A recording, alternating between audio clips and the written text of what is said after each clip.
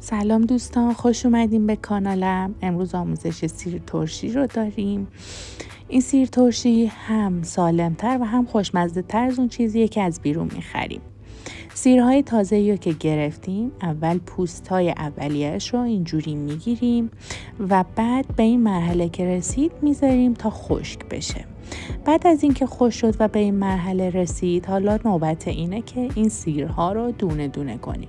من برای اینکه بهتر توی شیشه جا بشه این کار رو انجام میدم. شما میتونید همونجوری استفاده کنید. بعد از اینکه حسابی دونه دونه کردیم به اون میزانی که خواستین، سیرها رو توی شیشه مناسب میریزین تا پر بشه.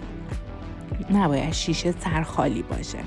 بعد از اینکه کامل شیشه پر شد، نمک رو اضافه میکنید و بعد از اون از سرکه قرمز، شما میتونید از سرکه سفید هم استفاده کنید. از سرکه قرمز استفاده کردم و اینطوری خوشمزه تره.